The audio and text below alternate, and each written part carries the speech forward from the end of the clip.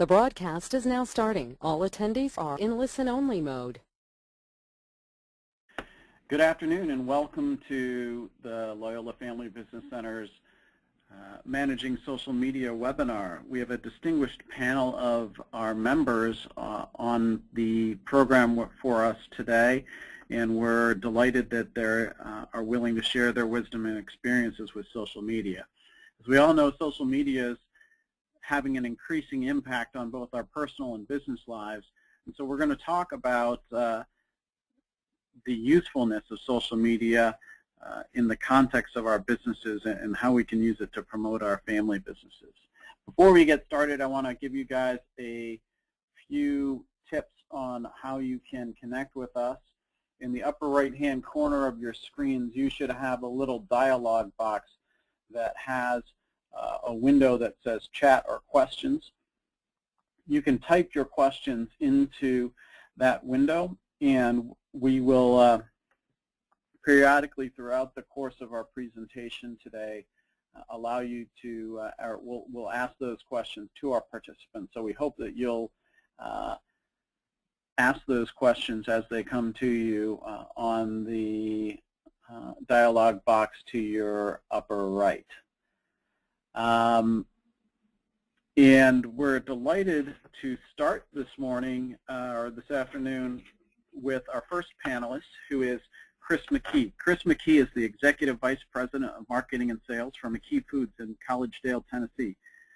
Mckee is a family-owned business best known for its Little Debbie's snack cakes and Sunbelt brand.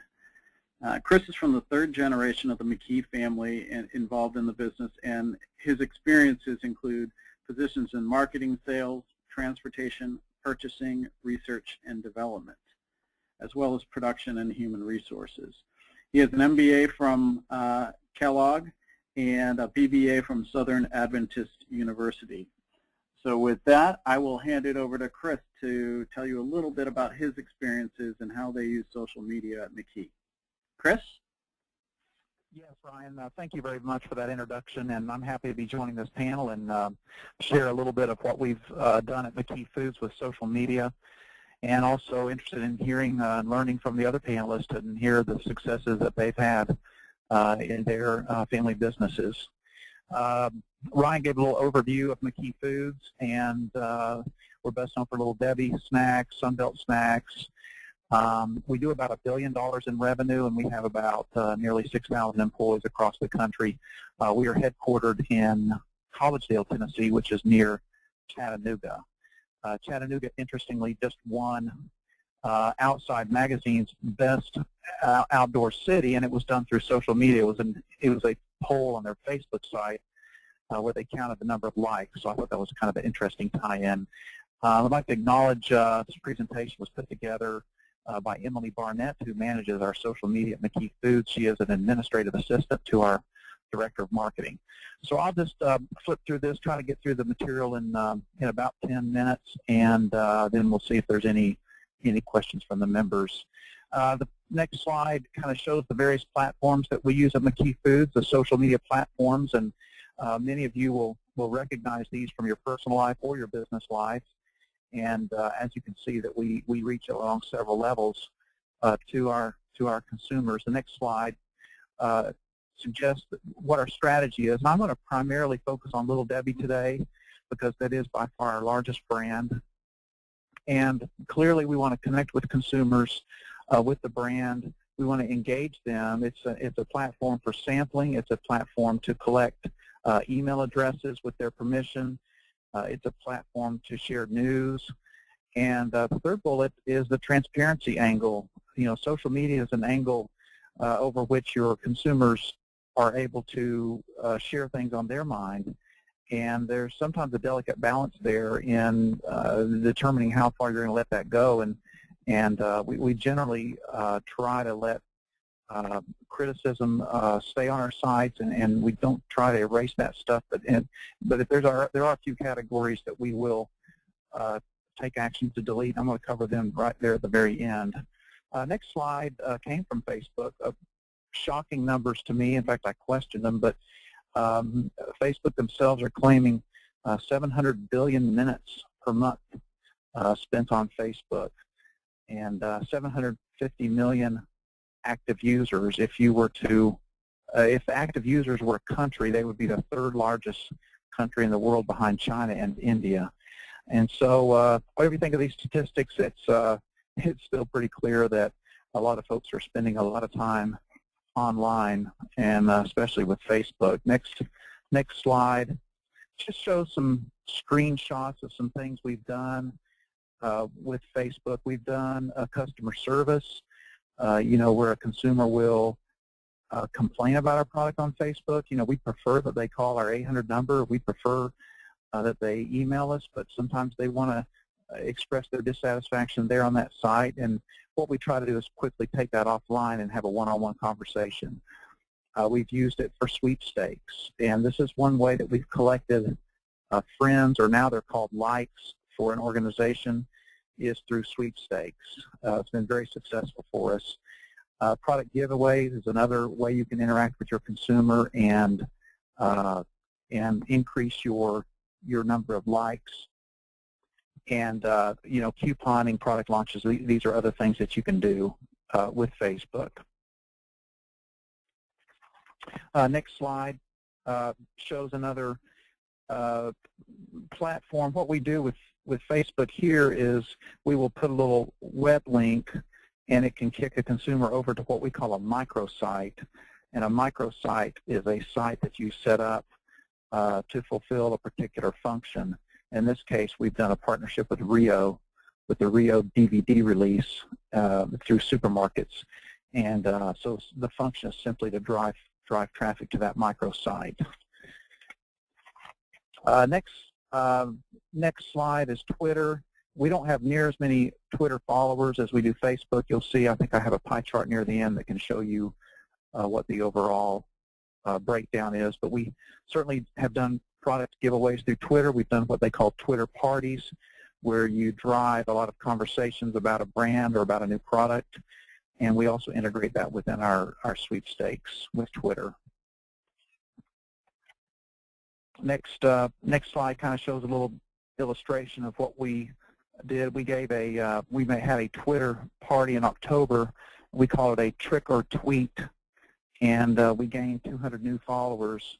This is basically when you set up a hashtag and you get a host that asks questions, and people respond to these questions, and they get a number, and then you have a drawing for a random number, and you can give out a prize with that. So that's basically what these Twitter parties are. And we've had a couple of Twitter parties that have increased our number of followers on that social media platform.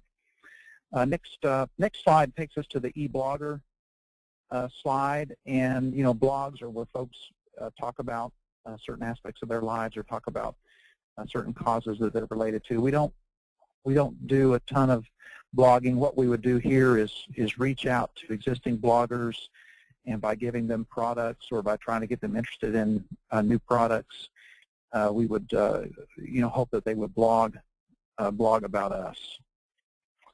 And then the next slide is certainly mobile marketing. We've done some what they call experiential marketing, where you interact with folks on the street with some of these vehicles. And through mobile marketing, sometimes folks can use their phone to kind of show where they are, or geocode where they are. And so we've integrated a little bit with mobile marketing with that Million Smile mission, which is that little car you see there. It looks like a Jeep. And next slide, for mobile marketing, we worked through WeReward.com, and there was a $500 prize where we featured a new product.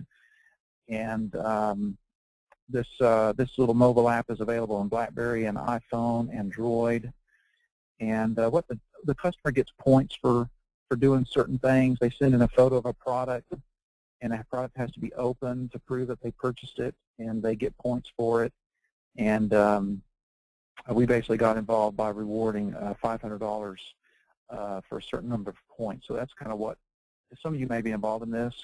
We reward, and that's the way folks get points. Next slide. We're on the YouTube slide. Essentially with YouTube, what we've done so far is posted our our TV advertisements there on YouTube, and it's just a platform that we can share our TV advertisements. We haven't done anything where folks generate content like some of the other big marketers have done very effectively. I think Doritos did that, but we basically use it to post our TV advertisements. But it's also it's interesting. Folks do their own little interesting things. You know, every other day on Google Alerts, I'll see something someone's done on YouTube, and sometimes it's pretty cute, and sometimes it's borderline offensive. But that's the way folks can express their originality there on YouTube. Flickr, next page, is essentially we've used Flickr with some of these events that we've sponsored and some of these experiential campaigns where we've taken pictures of consumers and posted on Flickr, and it's a way to get their email, and it's a way to get consumer involvement with the brand, and that's how we've kind of used Flickr. So it takes me close to the end here. The next slide is the pie chart, and you can see that with Little Debbie, that by far the highest level of consumer involvement we have is with Facebook, a tiny little sliver with Twitter, and then emails, folks who give us permission to send them our e-newsletter are 27%. And it's funny that email seems old-fashioned now, and it was just the big thing not too long ago.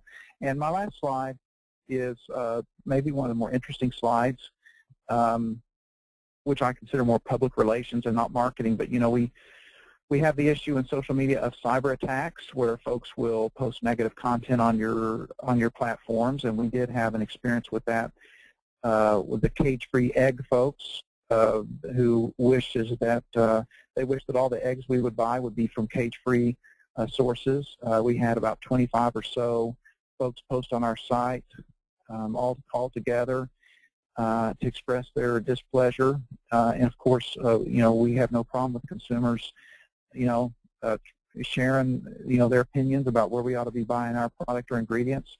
However, the one thing that was awkward is they defaced our logo, and they had kind of an ugly defacement of the logo, and so we did delete that, and we responded to a couple of the consumers, but we essentially removed that because they were defacing our logo. So basically, a profanity or any defacement of the brand or any, you know, glaring untruth, we would delete.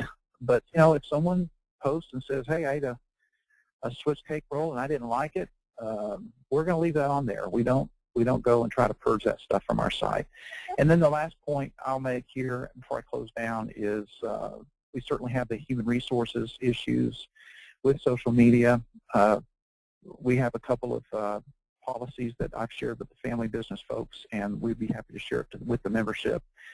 But there's certainly a lot of human resources issues around employees posting information, opinions, and facts and untruths about companies. We have not had an explosion like that yet, which is a miracle with as many employees as we have, but we have set up policies for that purpose to guide folks. So those are my prepared comments about social media at Mckee Foods, and with that I will sign off and hear from others and possibly be able to weigh in on questions. Thank you very much for your time today.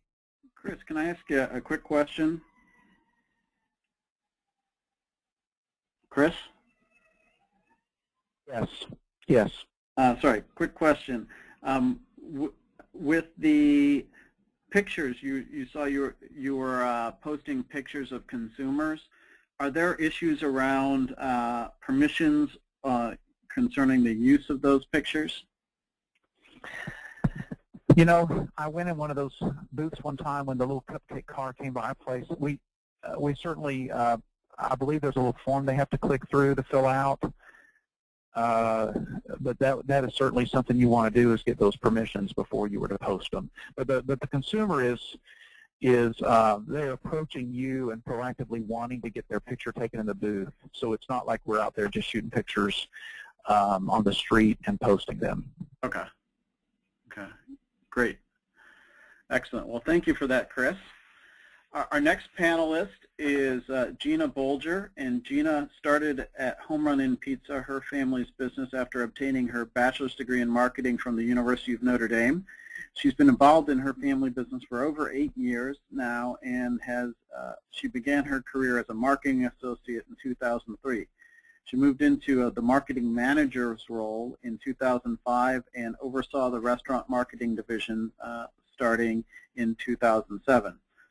She currently holds the director of marketing position and oversees the marketing of their restaurants as well as their frozen pizza division, which is now distributed in 25 states. So please join me in welcoming Gina. Gina?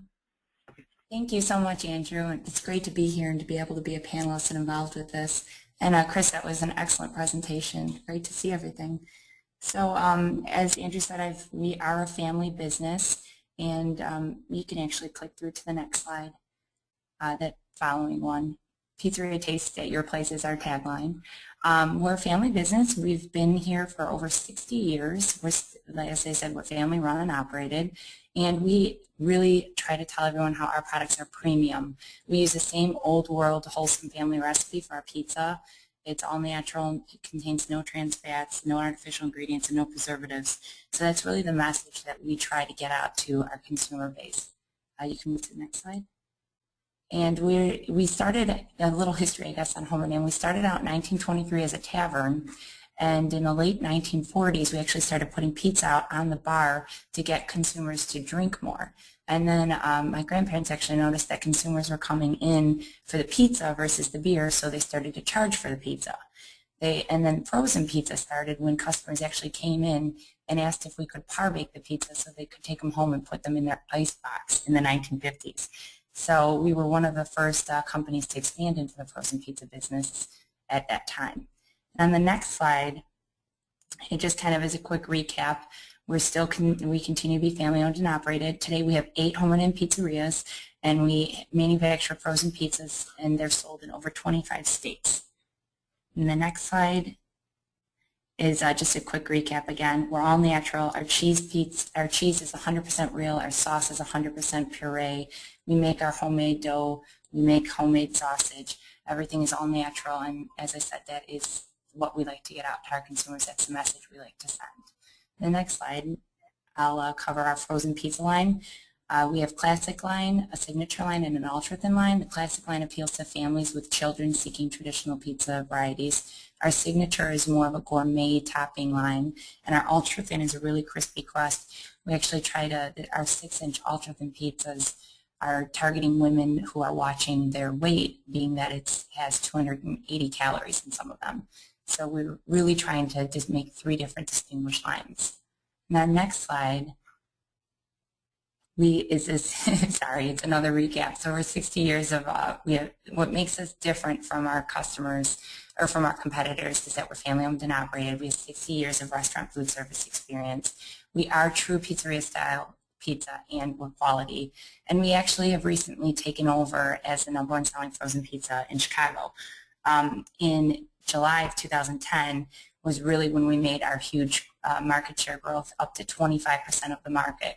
Currently today we sit at about 30% of the Chicagoland market, and of our competitors we have DiGiorno, Jack's, and Tombstone each have about 10% market share, so we equal all 3 of them, equal our share.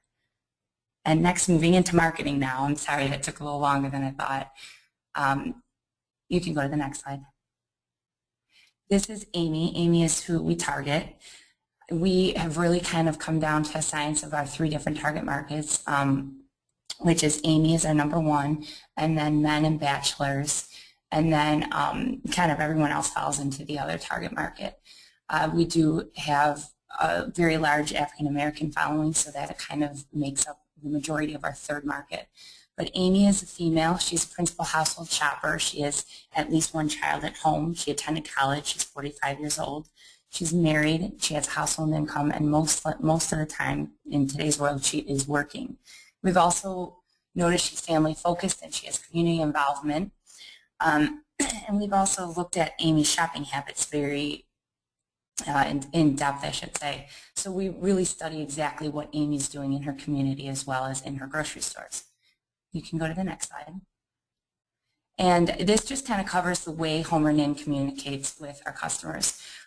Today we're focusing on social media, but it all really ties in together, because when we do run a social media platform, we're really looking and integrating it in all these other ways. So we run TV, we run radio, we'll do PR. We have 2 email databases, one for our restaurants, one for our frozen. We'll run promotions in store to help drive people to our Facebook page or to a microsite we might be running a promotion on. And the next slide starts our social media outreach. So when we sat down in 2009, we asked ourselves, what's our objective for being part of social media? And if you want to click through, we decided that we wanted to develop an online community where brand fans of Homer Inn can congregate and interact with the brand. We decided to make it both for frozen and restaurants, so we just go with the brand as one. And the most important thing here is we wanted to be a friend to our fans versus just a business. We didn't want to have it be where we're just shooting out information about what we're doing, but we wanted to really hear more about what they want from us and what they're doing with their pizza. Next slide. And this kind of shows what our solution was. We started a Facebook page. You can click through to the bullet points. We started in October 2009. Currently, we have about 60,000 fans. Our activities that we do, mainly we focus on daily posts. We answer every question they ask, any comment that we receive, and we have a promotion called Win It Wednesdays, where we keep them involved on a weekly basis. So every week they can register to win free pizzas on Wednesdays. So it's a way to keep them coming back. We also do, as you can see, our Halloween horror film. We'll go to that next. Our Halloween contest, that's one of the promotions that we'll have running, but we constantly have promotional tabs running on our Facebook page. And one thing I wanted to mention too about Facebook, as Chris had pointed out, Facebook is huge, and right now I just read a Nielsen report saying people are spending more time on social networks than anything else, and social networks and blogs are accounting for 22.5% of time spent online. So as Chris was saying, with Facebook being the leading I have the same statistic, the 70 billion minutes of Facebook that customers are spending on Facebook each month is huge. So this is primarily where we decide to focus our efforts for social media. And the next slide. These are some, I'm going to run through some of the promotions we've done to kind of give you a feel of what we've done in the past years. So our Halloween video challenge, we ask our consumers to submit a 2-minute horror film, and they have an opportunity to win $2,500 cash. The horror film has to include Homer Inn pizza in some fashion. And they submit it to, you can go to the next slide. The way the contest works is they submit it either to our microsite or to our Facebook page. And the exciting thing we're doing this year through our agency, Blue Chip Marketing Communications, they've decided to work with a company called Wildfire, and they have a platform in which our contest runs simultaneously on a microsite that we've developed, as well as our Facebook page. So all the videos that are uploaded go to both of the microsite and the Facebook page. So customers can, if they're not comfortable with Facebook or not on Facebook, they can go to the microsite. Most of the time they are on Facebook, and that's where we're really kind of pushing them. The contest is a 1-month-long contest, and it's going to start actually September 26th, coming up shortly. You can go to the next slide. And we do, as I said, we do a 360-degree communicational promotional support. So we have flyers and freezer clings at the grocery store level, digital banner ads. We're doing radio promotion for this, Facebook advertising, pizzeria. At our pizzerias, we have children's books so that children can color. We advertise our Halloween promotion. And right now we also have the landing page and countdown clock going. So we're really trying to, let everyone know to go there, to go to Facebook. Next page. This slide shows our past Halloween results, just to give you an idea. In the 4 weeks, we've had 68 legitimate contest entrants, and we usually have about 100 or so, but some of them have copyright material or whatnot in them, so we have to disqualify them. Our unique visitors is 25,000 in those 4 weeks, and the important part here is we have these customers coming back over and over again, and we get them to sit there on their computer and vote while looking at a home run-in page. So we had 393,000 votes. And as I said, it's in a 4-week period, so we really drive enough traffic to this website and to our Facebook page and keep them involved. On the next slide, we're going to give you another example of something we've done to help increase our Facebook fans. Every time there's some sort of a disaster throughout the world, we donate. In regards to the disaster for Japan, we donated $5,000 to the Red Cross. And in addition, we ask our customers, if you'd like to donate through Home Run In, we'll donate for you. So if you like our page and become a fan, we'll donate $2 on your behalf to Japan. And we've had a tremendous response to this, and have added for this promotion, we added about 1,500, 2,000 customers in 1 week, the week that the disaster hit. And the next slide, I'll go through, this was an interesting one we did too at our pizzerias. We had a March Madness contest where we faced off each of our pizzas against each other, and the winning pizza would go on sale for half off on the March Madness finals night, April 4th.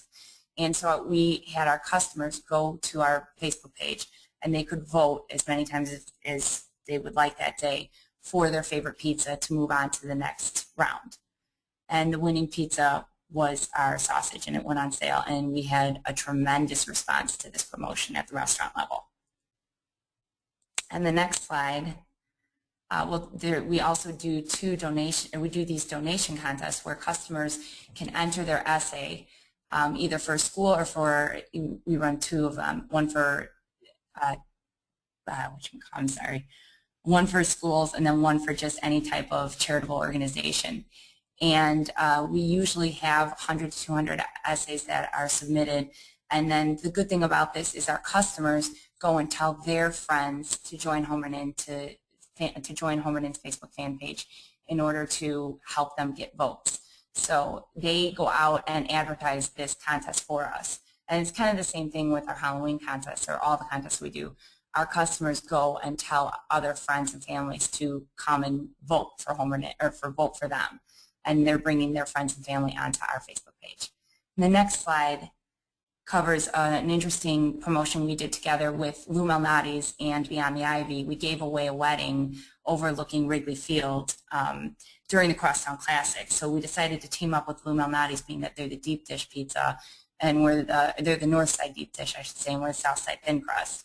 And the wedding was actually supposed to be on the field prior to the game, and we had a little bit of difficulties with execution there, so we ended up moving it to the rooftop. And if you move on to the next slide, the program objective was to really generate some buzz and coverage, because it was such a strange thing to pizza competitors working together and being friends. And we created excitement around the Crosstown Classic, and then we also both increased our Facebook fan page base for all 3 partners, I should say. And the next page just goes over some of the outreach, what we did. We had signage in our pizzerias, e-blasts, graphics on our homepage, box stuffers, press release. So again, going back to we really try to reach out in multiple areas to get people to come to our Facebook promotions. And the next page will show you our digital promotional outreach, where we had banner ads, digital banner ads. We did a Facebook ad. And one thing that I actually didn't touch base on yet, when we advertise for Facebook, we always we target friends of our fans. And it's been a very effective way to get more people to join, because the friends have actually it shows that they are a fan of Home Run In. So they tend to feel more comfortable joining Home Run In, knowing that one of their friends is already a fan. And the next slide will show you the contest submission phase. We had 92 official entries, and we did work with Wildfire platform again, and we connected all 3 of our Facebook pages. So any entries submitted to Lou Malnati's was also shown on Home Run In's Facebook page, and vice versa. So we were really integrating our customers very well. The first round generated 5,900 thumbs up, and then on the next page it kind of goes through the top. We had 15 top finalists, and they got to send information out to their friends and family. We generated 10,000 votes from the public, and we actually did restrict votes on this, so customers could only, or the public could only vote once per day per each essay. So we didn't get 300,000 votes, but we did have people coming back every day, and this was only, as you see, in a 2-week time period. We got the 11,000 votes. And we did have finalist prizes for all those finalists as well. And the next slide will show you the overall media outreach there. We ran our Facebook ads, which was 17 million total impressions. We had a unique click-through rate of 0.04%, which is above average, and 1,200 people came onto our Facebook page to see what was going on. The next page. That's just some pictures of the wedding that took place, and the cake that we made was a pizza for them. And the next slide will show you our social media analytics for this year, if you could click through. So this year, since January 2011, we've had 23,000 new fans added, 68% female, 31% male. I'd like to add that 9 out of the top 10 social networks skew more towards women than men. Women definitely have a larger presence with social media than men. And we target Facebook fan ads with social interactions, and our click-through rates are higher than average, so we try to change up our ads. And as I said, it's very effective for us to target friends of fans so that they see that their friend is already a fan of Home Run In. And the final slide just shows our results after 1 year. This was after 2010. From 2009 to 2010, we gained 15,000 fans, and we had 350 unique fan interactions per week. The brand page averages 50 new fans per day. Actually, we're, I think, a little bit above that, and 50,000 post views per day. And overall, since we started social media, we've had over 10 million impressions total. So it's been a very effective way and easy. We don't spend a lot of money to receive these great numbers of impressions.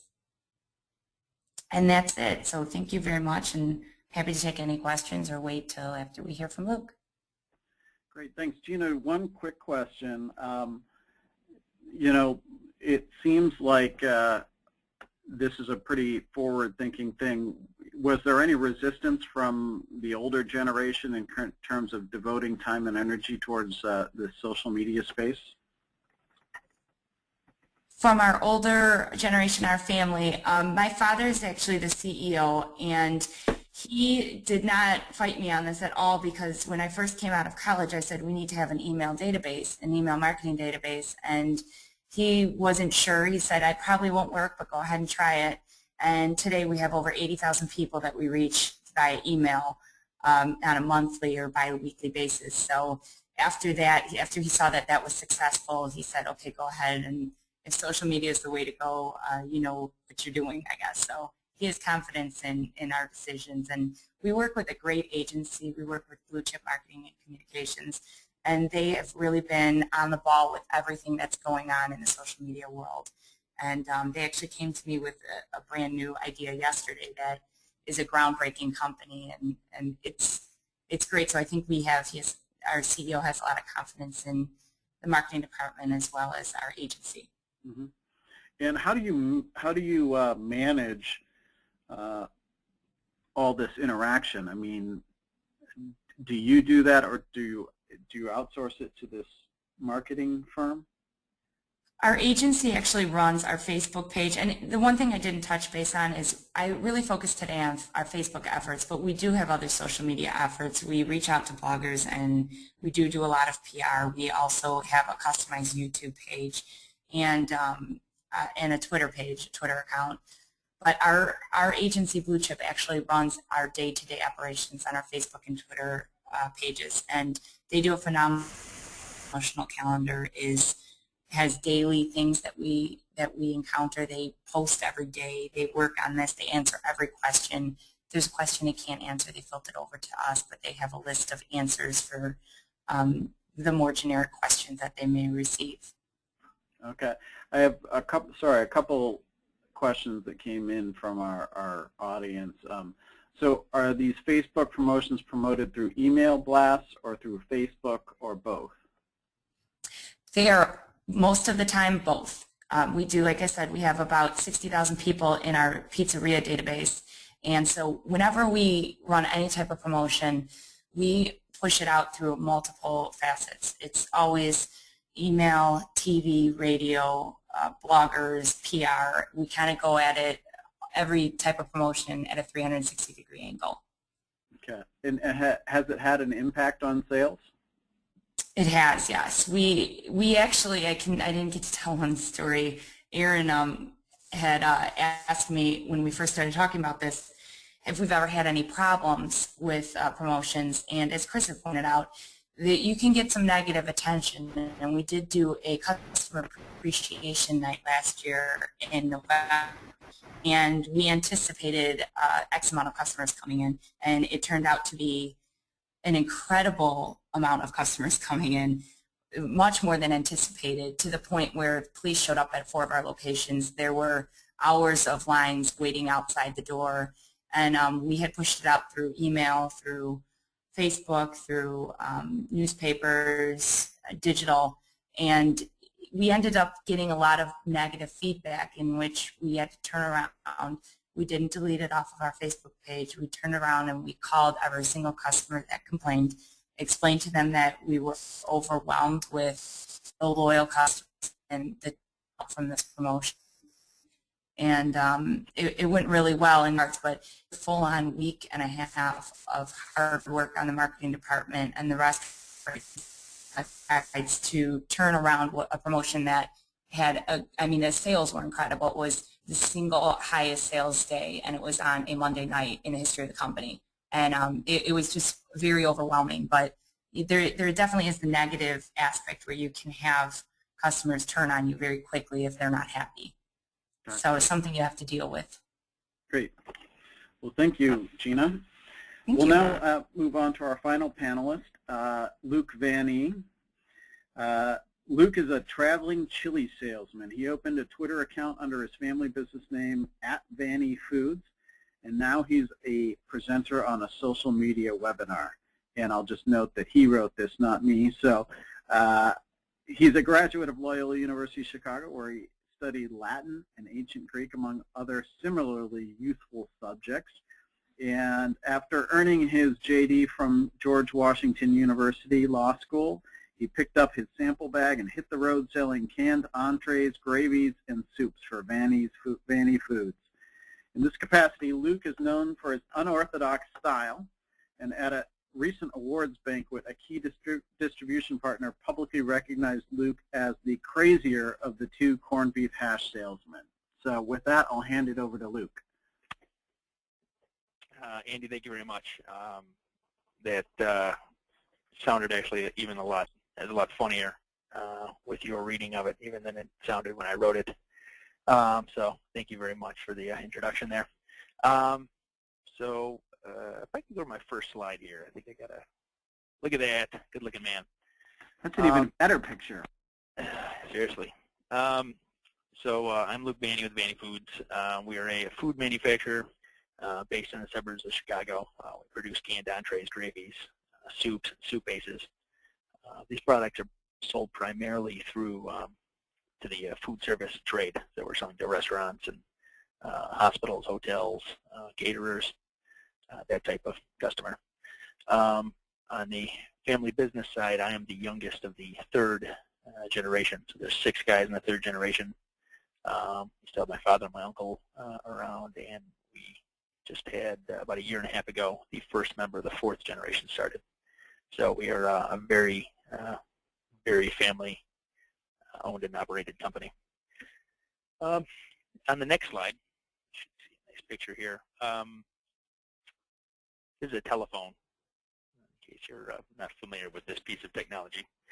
There was probably a time when this thing was invented that all sorts of people wrote, they sent telegrams or wrote newspapers and talked about how this amazing piece of technology is going to revolutionize business. And if you don't have a telephone, you're going to go out of business. And all sorts of gloom and doom scenarios. And it's very funny to think about that now, but I'm sure at the time people were feeling the same types of pressures about the telephone that some of us might be feeling about social media and other emerging communications technologies. But the lesson that we should be taking from this picture is that eventually, just like emails and fax machines and smoke signals and every other form of communication technology. Eventually, we just incorporate it and we use it. And you don't even remember what it was like before you had the technology. So social media, again, will be just like that. Eventually, it'll be incorporated into everybody's particular communication styles one way or another. And success with it comes down to the individual's ability to use it. So social media, just like a telephone, certain people are going to be better at using it than others and more effective for doing things. Some people are not very good on a phone or write emails in a way that comes across as a nastygram, and these are all skills that we need to develop and work on. Next slide, please. Content, not advertising. This is a funny thing to see from a on the receiving end if you're participating in social media networks, and when you see companies using social media as a form of advertising. And it's funny because it can be very off-putting where, you know, people are using, I'm on Facebook, I'm not on Facebook to look at advertisements. Yeah, I watch TV, I understand that advertisements are a part of that. But when I go on Facebook, I'm not there to see advertisements. I'm there for content. Now, if there happens to be a brand or a company or somebody providing interesting content, you know, I'll consume that and interact with the brand in that way. So it's important that as we think about this and we talk about it as social media marketing, you have to think about it very differently than other forms of marketing, because the audience is looking at it for something different. They were looking at it for content, not for advertising. On the next slide, I'm going to talk about the Vanity brand problem. Our involvement in social media is going to look very different from the first two presenters. The biggest reason being Mckee Foods is not, Vanity, that brand that you see there, it's not a consumer brand. Pretty much everything that we're selling is sold to somebody who uses it to make something else, and which is then sold to to a consumer who has no idea about Mckee Foods. So I'm selling that roasted beef gravy to a restaurant who uses it to put over mashed potatoes, and that's served as a side, you know, to a meatloaf. Another part of the Vanity brand problem is that probably about 95% of our broadline food service business, so the business that are that's going to independent restaurant and food service operators, about 95% of that is under distributor private labels. So you don't even see that particular can. You'll see the label or the brand that's owned by a distributor. That business model worked great for a number of years, but in the last few years, because of industry dynamics, it's become much more important that Vanity, as a brand, develop direct relationships with food service operators out there. So that's when the Vanity brand problem is, how do you develop a brand that a food service operator might know without putting it necessarily on a label or on a product? How do you connect with operators so they understand Vanity and, hey, I get these great prepared gravies or canned entrees or canned meats? How do you create that? So can I have the next slide, please? Social media has turned out to be an excellent tool to build up this brand. So I've got a couple examples of what we're doing, but our biggest use of social media is driven by a blog that we created called It's My Ingredient. So it was a key learning about, we get food shows and we talked to customers and found out that a lot of them would look at a product and say, oh, that's the, you know, those are the ham shanks I use to make my ham and bean soup, or that's the pulled chicken I use to make my chicken salad, or that's the chicken broth that I use to make my chicken noodle soup. And it occurred to us that everybody that was buying this product or this product line thought of them as ingredients. So we built all of our, you know, all of our marketing is built around that concept of using these items that other people would think of as a prepared item. It's really an ingredient. We set up a blog, itsmyingredient.com, and the initial reason we're doing it is to improve our website's exposure, to search engines. And then it turned into, well, we can really use this as a tool to present ourselves as experts with expertise that's relevant to food service operators. So we're writing on topics like using this particular example here is using QR codes, for how a food service operation can use a QR code to advertise, or talking about controlling food costs or other things that are important to restaurant operators. We'll then use that content that we're putting up on the blog and spread that, through Facebook, through Twitter, and through LinkedIn, which actually for our business has been very, very effective. Where the other two brands are dealing with consumers, LinkedIn, we're trying to establish, direct personal relationships with other businesses. So this has been very effective, and even spreading this content with distribution partners and other industry folks who can spread that message around. And it's amazing how, if we come up with a decent idea, people feel are very willing to share it. Even competitors of ours, will take some of this information and spread it around just because they thought it was a good idea. Lost my place. Oh, and the other thing that's important to note, of all the stuff that's going on here, we've made very good use of repurposing this stuff to use in more traditional marketing, like mail or food show handouts, other more traditional marketing methods that relate back, and using QR codes and stuff like that to drive traffic to our website, and continue to build up the Vanity brand as people who are experts in menus and menu ideas. On the next slide, the key takeaway that all of us should think about is about developing fluency amongst our employees in social media, and then creating guidelines. Just like I had mentioned, the use of the telephone as a tool for communicating and for marketing. Certain people are very good at using the telephone, other people aren't, but it's a skill that you can work on. It'll be the same thing with social media. There are different ways to use it, but individual people, and your employees need to learn how to use these tools effectively.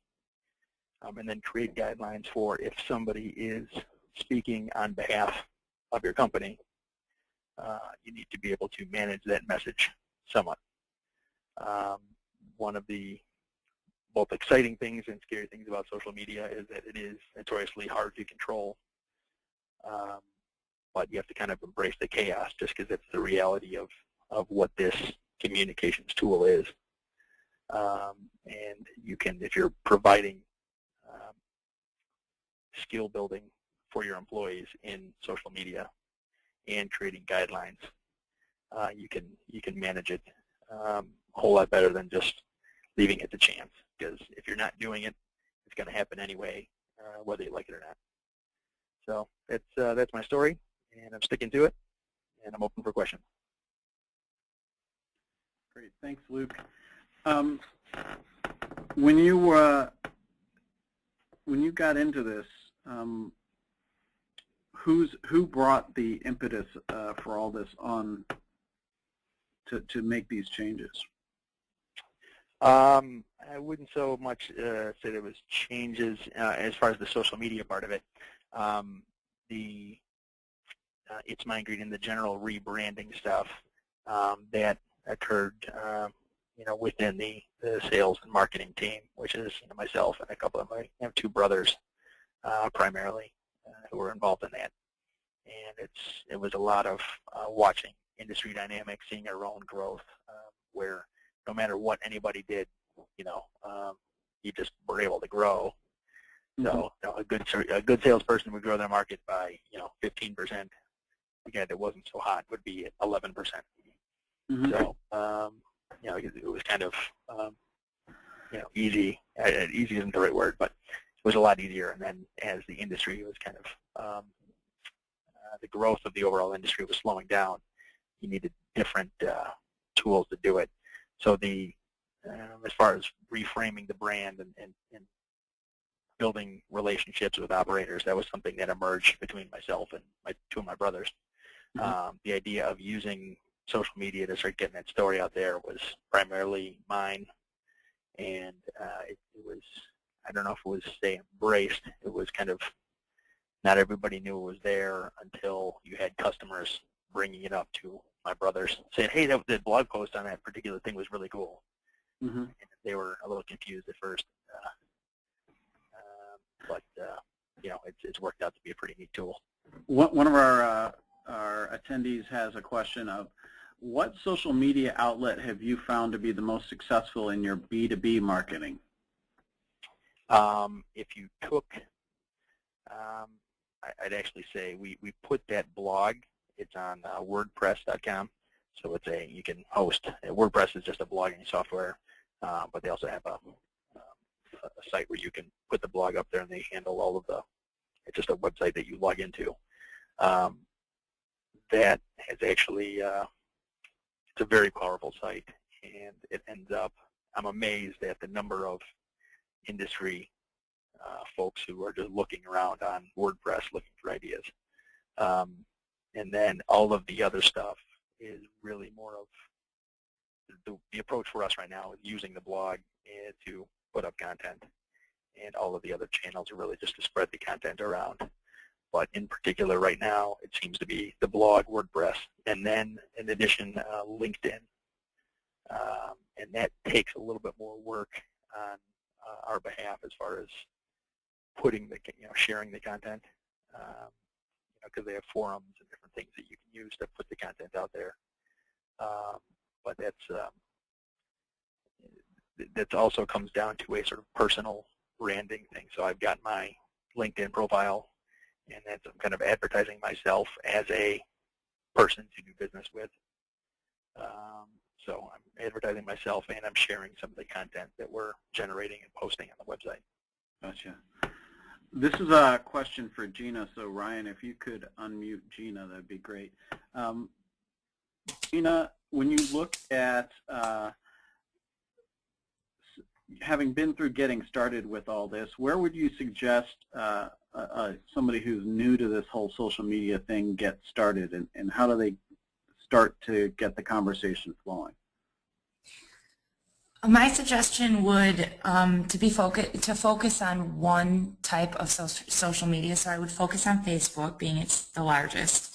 And I personally I wanted to do it on my own, but I quickly realized that I needed the help of my agency, because it is a daily thing to work on, and they can put together a promotional schedule. There's a lot of agencies out there, and some of them can do this for very small amounts of money. You can just put them on a monthly budget to help you come up with promotional ideas and ways to focus on gaining new customers.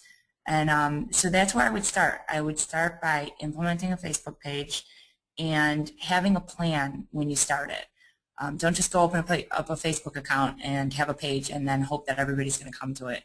But really start to work on a 6-month, start maybe with just even 6 months of what you're going to say to these customers every day, because once you're on, you're on. And also I would just really interact with every customer that comes to you and has questions. Answer them and listen to them, because they can often tell you things that you need to know about your brand and help you to even come up with the next product. Mm-hmm. Mm-hmm. Now, one of the things that was mentioned by a couple of people was the idea of having a policy around your employees' use of social media. How does your company handle that, Gina?